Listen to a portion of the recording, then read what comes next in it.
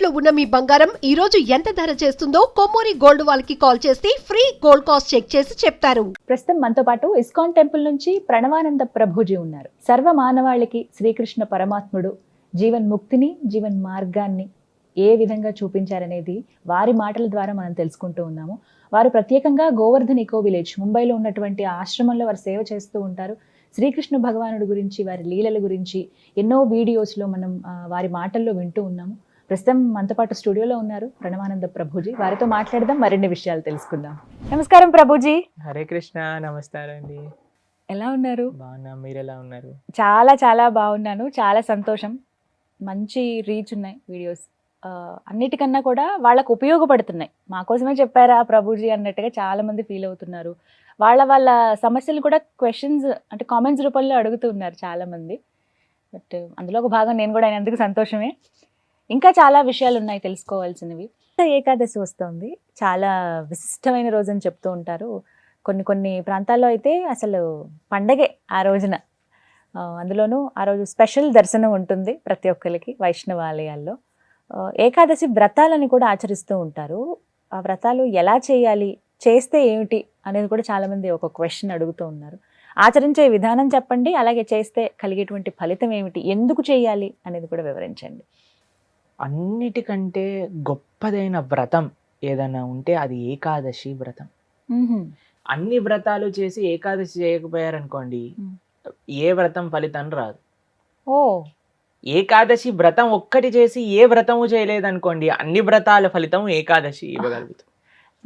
మన శాస్త్రంలో ఉపవాసం అని చెప్పింది కేవలం ఏకాదశికి మాత్రమే. ఓ, కానీ చాలా మంది ఈ రోజు మేము ఉపవాసం చేస్తున్నామండి, ఆ రోజు ఉపవాసం చేస్తున్నామండి, అలా ఇలా చెప్తారు. కానీ ఎక్కడ కూడా అంత నియమంగా ఉపవాసం గురించి చెప్పింది మన శాస్త్రంలో, అంత నియమంగా ఉండాలి అని చెప్పింది కేవలం ఏకాదశికి మాత్రమే. విష్ణువాసరము అని అంటారు. అన్నిటికంటే favourite day of lord Vishnu Ekadashi. Ekadashi వ్రతం వల్ల అసలండి దాని వల్ల వచ్చే ఆధ్యాత్మిక బెనిఫిట్స్ అనేవి మనం చెప్పలేము. ఉపవాసం అంటే ఫస్ట్ అందరూ మేము ఒకసారి ఏకాదశి వ్రతం గురించి చెప్పామండి, ఎలా ఉపవాసం ఉండాలి అన్ని విషయాలు చెప్పాక ఒకళ్ళు హ్యాండ్ రేస్ చేశారనమాట, మాకు ప్రశ్న ఉంది అని. అయితే ఏం ప్రశ్న ఉంది అని అడిగితే, ఏకాదశి రోజు ఏం తినచ్చండి అని ప్రశ్న అడిగారు అనమాట. గంట సేపు నేను లెక్చర్ ఏకాదశి ఉపవాసం ఎందుకు చేయాలి అని చెప్పాక ఏకాదశి రోజు ఏం తినచ్చు అని లెక్చర్ క్వశ్చన్ అడుగుతున్నారన్నమాట. అయితే ఉపవాసము అంటే ఏంటో ఫస్ట్ అర్థం చేసుకుందాం. ఉప అంటే దగ్గరగా, వాసం అని అంటే ఉండటం. ఉపవాసం అని అంటే భగవంతుడికి దగ్గరగా ఉండటం. ఏ ఉపవాసానికంటే ఇదే నియమం అండి. చాలా మంది ఏం చేస్తారు తెలుసా అండి, మేము ఈరోజు కటిక ఉపవాసం, నీళ్లు కూడా స్వీకరించట్లేదు అని హ్యాపీగా టీవీ ఆన్ చేసుకొని ఇలా బెడ్ పైన పడుకొని ప్రొద్దున నుంచి రాత్రి రాకే ఏ సీరియల్లో ఏ సినిమాలు చూస్తూ ఉంటారు. అయ్యా లేచి గుడికి రండి అండి, నామ లేదు, శరీరంలో ఓపిక లేదు, నిర్జల వ్రతం ఈరోజు. మనం అండి దేన్నైనా సరే ఎంత మెటీరియలిస్టిక్ గా మార్చే శక్తి మానవుడి దగ్గర ఉందండి. శివరాత్రి రోజు జాగరణ చేయండి అంటే లేట్ నైట్ షోలు వాటిలలో సినిమా థియేటర్లో కూర్చొని జాగరణ చేస్తుంటారు. శివుడు పాపం ఏమనుకుంటాడో, ఎంత బాధపడతారో ఇలాంటి వాళ్ళని చూసి ఆశ్చర్యం వేస్తుంది. మనం దేన్నైనా సరే ఎలా పాడు చేయొచ్చో అంత, ఎంత ఫాస్ట్ గా మానవ బ్రెయిన్ పనిచేస్తుందంటే అంత పనిచేస్తుంది. ఉపవాసము అని అంటే, ఆ ఉపవాసం చేసే ఏకాదశి రోజు ఏం చెయ్యాలి అని అంటే, ఇంకా మరింత కృష్ణ సేవ, ఇంకా మరింత భగవన్నామం పలకటం. హరే కృష్ణ కృష్ణ కృష్ణ హరే హరే, హరే రామ రామ రామ హరే హరే. మరింత నామం చేసుకోవటం, మరింత భాగవత గీత వీటిని శ్రవణం చేయటం, అధ్యయనం చేయటం. ఇది ఉపవాసం, భగవంతుడు దగ్గరగా ఉండటం. మరి ప్రభుజీ ఉపవాసం అంటే తినకుండా ఎందుకు ఉండాలని చెప్తారు? ఇప్పుడు చూడండి, ప్రొద్దు నుంచి లేవంగానే తిండి గోలే కదండి మనకి. ఏం టిఫిన్ ఏం చేయాలి, దోశలు వేయటం, ఇడ్లీలు వేయటం, అటు వాయిల్ తీయటం, ఇటు చట్నీ చేయటం, ఇటు సాంబార్ చేయటం, పెట్టేయటం. దాని తర్వాత ఇది అయిపోగానే మళ్ళీ లంచ్కి ఏం కావాలి, భోజనం కోసం కూరగాయలు కట్ చేయటం, వంటలు చేయటం, మళ్ళీ తినగానే నిద్ర వస్తుంది, మధ్యాహ్నం పూట పడుకుంటాం, మళ్ళీ సాయంత్రం కావగానే ఇది అది. దాని తర్వాత మళ్ళీ రాత్రి డిన్నర్ ఏంటి, స్విగ్గీ జొమాటో అవి ఇవి, మళ్ళీ కిచెన్ క్లీన్ చేసుకోవడం, తూడ్చుకోవడం, బాసనలు తోముకోవడం, వీటిలలోనే రోజంతా పోతుంది. ఏం చెప్పారంటే, అయ్యా నువ్వు దేవుడికి దగ్గరగా ఉండాలంటే వీటిని కొద్దిగా దూరం పెట్టాలి, పక్కన అప్పుడే పెట్టాలి. సాధ్యం అవుతుంది. ఉమ్, తినకపోయామనుకోండి, కొద్దిగా తగ్గించామనుకోండి, మనకి నిద్ర రాదు అంతగా. ఉమ్, ప్లస్ ఇంత పెద్ద తతంగం మొత్తం కూడా ఆఫ్ అయిపోతుంది. ఎంత Hmm. సమయం మిగిలిపోతుంది. మీరు ఒక్కసారి ప్రయత్నించండి. ఒకరోజు నిజమే. వంట తిండి ఈ రెండు ఆపేస్తే అసలు ఆ రోజు ఏంటి ఇంత పెద్దగా ఉంది మనకి అని అనిపిస్తుంది అనమాట. Long day. ఎందుకంటే అంత సమయం మనకు ఉండిపోతుంది. కాబట్టి ఏకాదశి రోజు ఏంటి నియమం, ముఖ్య నియమం ఏంటి అని అంటే, ఎంత వీలైతే అంత భక్తితో ఉండటం, భగవంతుడి యొక్క ఆరాధన చేయటం, ఆలయానికి వెళ్ళడం, వైష్ణవుల సేవ చేసుకోవటం, భగవన్నామాన్ని జపం చేయటం, గీతా భాగవతాలు శ్రవణం చేయటం, సత్సంగంలో ఉండటం, ఇది ఏకాదశి ముఖ్య నియమం. దాని తర్వాత నియమం ఏంటి అని అంటే ఆహార నియమం పాటించాలి. ఏంటి ఆహార నియమం ఆహార నియమం. పాటించాలి అని అంటే, ధాన్యంలో ఏకాదశి రోజు పాప పురుషుడు ఉంటాడు అని చెప్తారనమాట. ఓ ధాన్యం అని అంటే రైస్, దాల్, పప్పులు, తర్వాత గోధుమలు, తర్వాత వరి, వీటన్నిటిలో అనమాట. కాబట్టి ఆ రోజు మనం వీటి నుంచి దూరంగా ఉండి మరి ఏం స్వీకరించవచ్చు మరి ఆ అంటే రోజు- పాలు, పండ్లు. ఓ తర్వాత మీకు అవి కూడా కాదండి, మరి మాకు ఇంకా శరీరం సహకరించట్లేదు, కొంతమంది ఉంటారు కదండి, బీపీ ఉంటుంది, షుగర్ ఉంటుంది, అటువంటి వాళ్ళు ఏం చేస్తారు అని అంటే, మీకు సగ్గు బియ్యం అని దొరుకుతాయి, లేదా కొర్రలు అని దొరుకుతాయి అనమాట. వాటిని ఇవన్నీ కొన్ని ఏకాదశి రోజు స్వీకరించవచ్చు అని ఎలవ్ చేసినాం అనమాట. కాబట్టి ఇప్పుడు సరే రోజు సాబుదానా సగ్గుబియ్యం ఎలవ్ చేశారంటే, సగ్గుబియ్యం పాయసం, సగ్గుబియ్యం వడలు, సగ్గుబియ్యం ఉప్మా, అన్ని ఒక 10-15 రకాలు చేసుకొని తినమని చెప్పట్లేదండి మేము. ఎవరికైతే వీలుంటుందో ఒక్క రకం చేసుకోండి. వాటిని ఆహారాన్ని స్వీకరించి శరీరం బాగుండేటట్టుగా చూసుకొని భగవంతుడి యొక్క సేవలో పెట్టుకో. కాబట్టి ఏకాదశి ప్రధాన నియమం ఏంటి అని అంటే, భగవంతుడి దగ్గరగా ఉండట. అని కొంతమంది కటిక ఉపవాసం అని ఉంటారండి, నీళ్లు మాత్రమే స్వీకరిస్తారు ఆ రోజంతా. నీళ్లు కూడా స్వీకరించరు, దాన్ని కటిక ఉపవాసం అంటారు, అంటారా? నిర్జల వ్రతము అని అంటారు అనమాట. అచ్చా, ఓకే. చెయ్యండి ప్రభుజీ, మేము నిర్జల చేస్తూ బ్రహ్మాండంగా ప్రొద్దు నుంచి రాత్రి దాకా జపం చేసుకునే శక్తి మా దగ్గర ఉంది అని అంటే పర్ఫెక్ట్. లేదండి మాకు ఏదన్నా లోపలికి వెళ్ళండి, మాకు బ్రెయిన్ పనిచేయదు అని అన్న వాళ్ళు పాలు స్వీకరించండి, లేదండి అంటారా? పండ్లు స్వీకరించండి, లేదండి సగ్గుబియ్యంతో కొద్దిగా అంటే ఉప్మా అలా లాంటివి ఉండొచ్చా? చేసుకోండి. ఇందాక మీరు అన్నారు కటిక ఉపవాసం కనీసం. ఉండొచ్చు, కానీ చాలా మంది భక్తులు ఉంటారు, చాలా మంది భక్తులు ఉంటారు. మా ఆశ్రమంలో ఎంతో మంది ఉంటారు. మరి మీ విషయం ఏంటి ప్రభుజీ, మీరు ఉండరా అని అంటే, మేము మధ్యాహ్నం వరకు మాత్రం నీరు తీసుకోకుండా, ఏం ఆహారం తీసుకోకుండా ఉపవాసం ఉంటాం. మధ్యాహ్నం వరకు మధ్యాహ్నం పూట కొద్దిగా పాలు, కొద్దిగా పండ్లు అలాంటివి స్వీకరిస్తాం అన్నమాట. అలా మేము ఏకాదశి ఉపవాసం చేయడానికి ప్రయత్నం చేస్తాం. వ్రతం, ఏకాదశి వ్రతం అంటే ఏ విధంగా? ఉపవాసమే ఉపవాసమే ఆనిస్తేనే వ్రతం అంటారు. ప్రతి నెలలో 2 ఏకాదశులు వస్తాయి. అవును. ఆ 2 ఏకాదశులు సంవత్సరం పాటు మొత్తం అన్ని ఏకాదశులు కానీ మనం ఉండగలిగితే, దానికంటే గొప్ప వ్రతం ఇంకొకటి లేదు. ఏం జరుగుతుంది ఏకాదశి వ్రతం చేస్తే? భగవంతుడి యొక్క పూర్తి కృప మన పైన ఉంటుంది. ఏకాదశి భక్తి జనని అని అంటారు. మన మనసులో భగవంతుడి పట్ల ప్రేమ కలుగుతుంది, దానికంటే గొప్ప వరం ఇంకేం కావాలండి. నిజమే కదా. కాబట్టి ఏకాదశి వ్రతం తప్పకుండా చేయాలి. అందరూ కూడా ఆ ఏకాదశి వ్రత మహాత్యాన్ని తెలుసుకోండి, చక్కగా ఏకాదశి వ్రతాన్ని ఆచరించడానికి ప్రయత్నం చేయండి. చాలా అద్భుతమైన రోజు, మీరు సంకల్పం తీసుకొని ముందుకెళ్ళడానికి. చాలా మంది మమ్మల్ని అడుగుతుంటారు, రోజు మా ఇంట్లో ఎవరో వెళ్ళిపోయారు, లేదా మాకు మైల్ ఉంది, అశౌచం ఉంది, మీరు ఎలా ఉన్నా ఏం జరుగుతున్నా ఏకాదశి మాత్రం పాటించవచ్చు, దాంట్లో ఏం ప్రాబ్లం. ఆ రోజు ఖచ్చితంగా ఇవి వింటే బాగుంటుంది, ఇవి పఠిస్తే బాగుంటుంది. భాగవతం వినాలి, భాగవతం చదువుకోవాలి, భగవన్నామం జపం చేయాలి, కీర్తన చేసుకోవాలి, ఆలయానికి వెళ్ళాలి, కృష్ణుడికి తులసితో అర్చన చేయాలి. ఇవన్నీ ఏకాదశికి చాలా మంచి. ఆ రోజున ప్రత్యేకించి ఉత్తర ద్వార దర్శనం ఉంటుంది. అవును, వైకుంఠ ద్వార దర్శనము అని అంటారు. అన్ని ఆలయాలలో మనకి కలుగుతుంది. చక్కగా దర్శనం చేసుకొని, వైకుంఠ ఏకాదశి కాదండి, అన్ని ఏకాదశులకి ఇవే నియమాలు. భగవద్ ఆరాధన, భగవన్నామ జపం, భాగవత స్మరణ, ఇవే అన్ని ఏకాదశి. కాబట్టి తప్పకుండా ప్రతి ఒక్కళ్ళు చేయాల్సిన వ్రతం ఏకాదశి వ్రతం. ఎవరైనా ఆచరించవచ్చు, ఏ వయసు వాళ్ళైనా కూడా చేయవచ్చు, చేయదగింది అని అంటే కనుక. ఎస్, చేయగలమన్న ఓపిక ఉండాలి, ఆ ఆసక్తి, ఆ నిష్ట ఉంటే ఖచ్చితంగా ఎవరైనా పాటించవచ్చు అంటారు. అయితే ఎప్పుడు ఏదన్నా ఒక టాపిక్ మీద మాట్లాడతాం, వివిధ సబ్జెక్ట్స్ మీద మనం మాట్లాడతాం. బట్ ఇవాళ మీ గురించి నేను అడగదలుచుకున్నాను. ఎప్పుడూ తెల్లటి వస్త్రాల్లో కనిపించే ప్రణవానంద ప్రభుజీ ఇలా కాషాయంలో కనిపించడానికి కారణం, మీ ఆధ్యాత్మిక ప్రయాణం ఎలా ఉంది? ఇంతకు ముందు వరకు ఎలా ఉంది, కాషాయ వస్త్రధారణ తర్వాత ఎలా ఉండబోతోంది? హరే కృష్ణ. అయితే మనం ఇంతకు ముందు కూడా ఒకసారి మాట్లాడుకున్నాం అనమాట. చిన్నప్పటి నుంచి మాకు ఈ యొక్క జన్మ భగవంతుడి యొక్క సేవకి అంకితం చేయాలి అని ఒక స్ట్రాంగ్ డిజైర్ ఉండేది. ఎంత చిన్నప్పటి నుంచి అని అంటే మేబీ 2nd, 3rd క్లాస్లో చదువుకునే అప్పటి నుంచి. అయితే మేము కొద్దిగా పెద్దగా అయ్యాక మా అమ్మ నాన్నకి చెప్పామన్నమాట. అమ్మ మేము ఇంకా వెళ్ళిపోతాము ఆశ్రమానికి, మా గురువుగారి దగ్గర నుంచి సన్యాసం తీసుకుంటాం అంటే వాళ్ళు అన్నారు, లేదు లేదు 10th క్లాస్ చదివాయి దాని తర్వాత వెళ్దు అని చెప్పారని. తర్వాత 10th అయిపోయాక మళ్ళీ చెప్పాను నేను వెళ్ళిపోతాను సన్యాసం తీసుకుంటాను అని అంటే అప్పుడు వాళ్ళు అన్నారు, లేదు లేదు ఇంజనీరింగ్ కంప్లీట్ చేసే అన్నారు.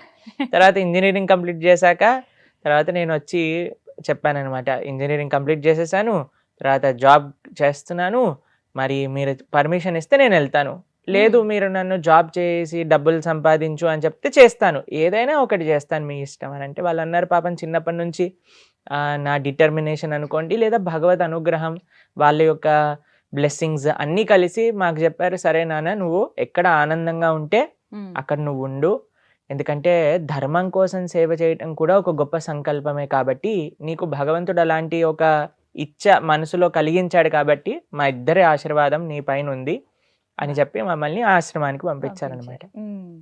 మీరు ఇంతకు ముందు చూస్తున్న ప్రణవానంద దాస్ అన్నారు కదా, మేము అప్పుడు ఆశ్రమంలో ఒక ట్రైనింగ్ పీరియడ్లో ఉన్నాం అనమాట. అంటే ఈ ఆశ్రమ వ్యవస్థ ఎలా ఉంటుంది, బ్రహ్మచర్యాన్ని పాటించటం కానీ, దాని తర్వాత మన ఆశ్రమంలో ఉండే లైఫ్ స్టైల్ గురించి మీకు ఇంతకు ముందు మాట్లాడుకున్నాం కదండి. ప్రొద్దున పూట 3:30కి లేవటం, సేవ, సాధన, గోసేవ, తర్వాత గురు ఆచార్య సేవ, ఇవన్నీ కూడా. అయితే మేము సుమారుగా 23 years ఉన్నప్పుడు ఆశ్రమంలో జాయిన్ అయ్యామన్నమాట. దాని తర్వాత కొన్ని సంవత్సరాలు ఆశ్రమంలో ఉండి ఆశ్రమం గురించి తెలుసుకొని సేవ అంటే ఏంటి, భక్తి అంటే ఏంటి, డెడికేషన్ అంటే ఏంటి, గురువు యొక్క దగ్గర ఎంత నిష్ఠగా మనం ఉండాలి అనే విషయాలన్నీ చూశాక మేము చూసాము, వాళ్ళు మమ్మల్ని పరిశీలన చేశారు.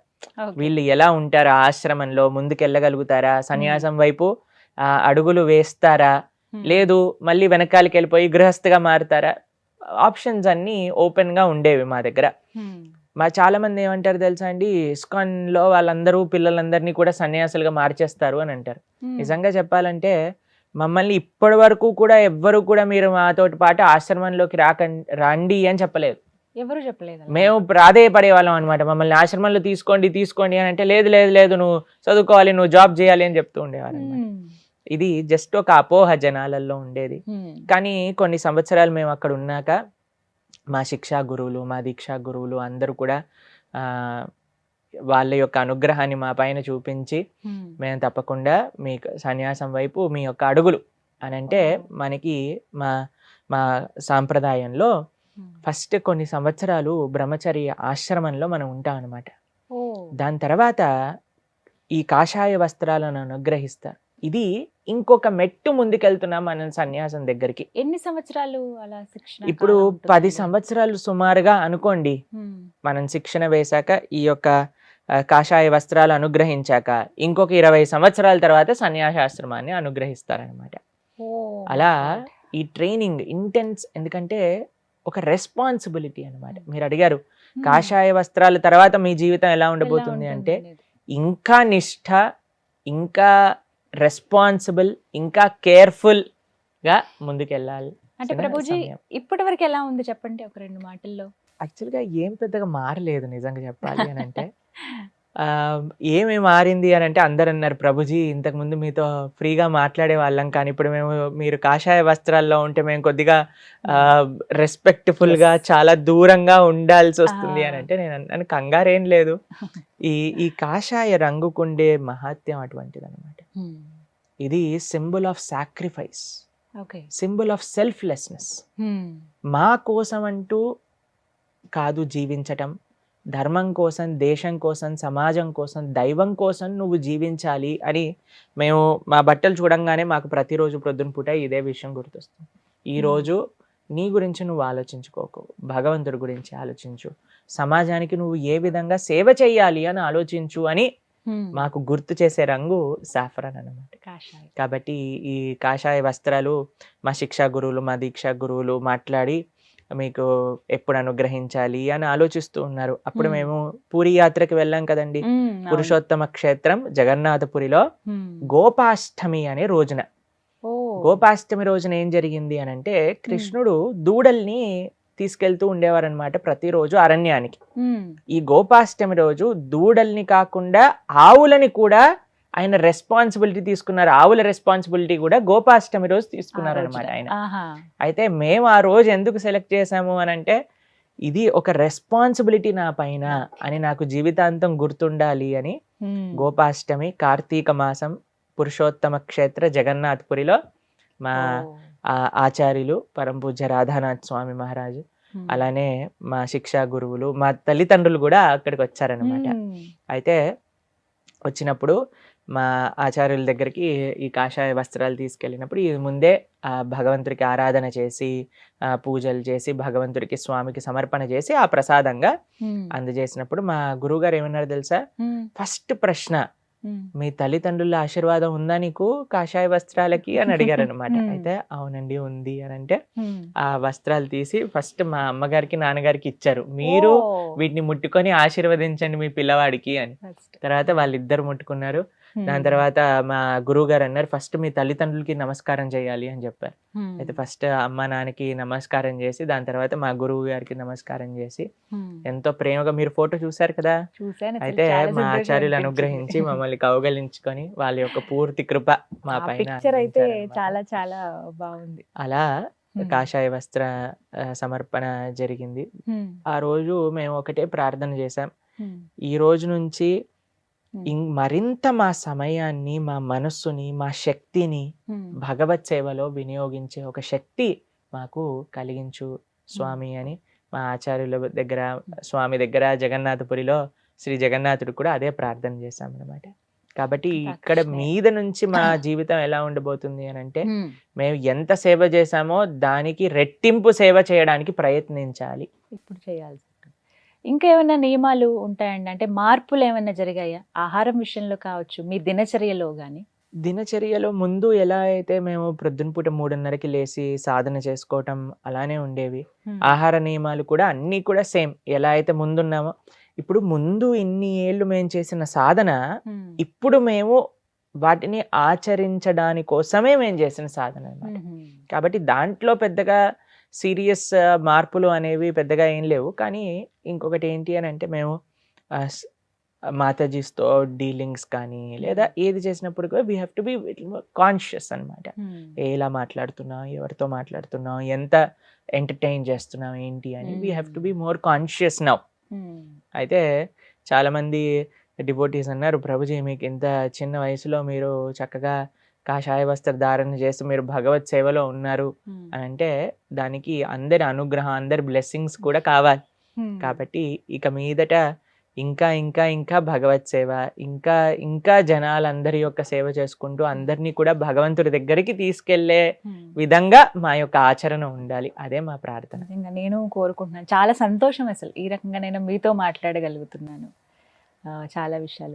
కానీ ఇక్కడ కొంతమంది కొన్ని సందేహాలు అడుగుతుంటారు. నిజమే, మీరు చాలా చిన్న వయసులో ఇలా సన్యాసం వైపు వెళ్ళిపోవటం కానీ ఇది మీ మనసుకి ఏమనిపిస్తుంది? ఎంత అయినా సరే మనం మానవ మాత్రమే కదా.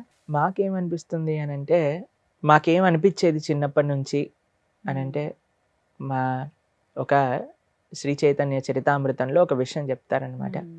బ్రహ్మాండే భ్రమితే కోనో భాగ్యవాన్ జీవ్ గురు కృష్ణ ప్రసాదేపాయ్ భక్తిలతా బీచ్. ఇప్పుడు నాకు ఈ జన్మ ఉంది అని అంటే ఎన్నో కోట్ల జన్మలలో చేసిన కర్మ అనుసారంగానే మళ్ళీ నాకు ఈ మానవ జన్మ లభించింది. సరే, ఇన్ని జన్మలు ఒక్కొక్కళ్ళకి సేవ చేశాను, మళ్ళీ మళ్ళీ పుడుతూనే ఉన్నా, మళ్ళీ శరీరాన్ని విడిచిపెడుతున్నా, మళ్ళీ పుడుతున్నా, మళ్ళీ శరీరాన్ని విడిచిపెడుతున్నా. ఈ ఒక్క జన్మ కృష్ణుడికి ఇస్తా, ఈ ఒక్క జన్మ మా గురువులకి ఇస్తా. ఎందుకంటే ఎన్నో జన్మలు ఎంతో మందికి ఇచ్చా, అందుకే మళ్ళీ నేను మానవుడిగా పుట్టాల్సి వచ్చింది. ఈ జన్మ కృష్ణుడికి ఇచ్చి చూస్తా, మా గురువులకి ఇచ్చి చూస్తా, వాళ్ళ యొక్క సేవ చేసుకొని చూస్తాను అని ఒక సంకల్పం చిన్నప్పటి నుంచి ఉండేది. ఆ సంకల్పమే వయసుకి ఏంటంటే అండి, చాలా మంది ఏమనుకుంటారు అని అంటే అన్ని బాధ్యతలు తీరిపోయాక చేసుకోవచ్చు ఇవన్నీ అని అనుకుంటారు. కానీ ముసలి వాళ్ళం అయిపోయాక నడుము నొప్పి, కాళ్ళ నొప్పి, బీపీ షుగర్ ఈ మాత్రలన్నీ మింగుతూ ఏ సేవ అవ్వదండి, చాలా కఠినం. కాబట్టి నాకు శక్తి ఉన్నప్పుడు, ఇప్పుడు చెప్తారు కదా అందరూ, this is peak time 25 to 35 45 you have to work hard, then you can rest later అని అంటారనమాట. బట్ మీకు ఇప్పుడు డిస్ట్రాక్షన్స్ ఉండవా? ఎవరైనా చూసినప్పుడు, మీ ఏజ్ వాళ్ళని చూసినప్పుడు, మీ ఫ్రెండ్స్ ఎవరైనా కలిసినప్పుడు? మాకు వాళ్ళని చూసి జాలితో కూడిన ప్రేమ కలుగుతుంది అనమాట. అవునా? ఎందుకంటే మేము ఎంత ఆనందంగా ఉన్నాము, భక్తి కంటే ఆనందమైనది ఇంకొకటి లేదండి. కాబట్టి నాకు శరీరంలో నా శక్తి ఉన్నంత వరకు అది భగవంతుడికి ఇవ్వాలి.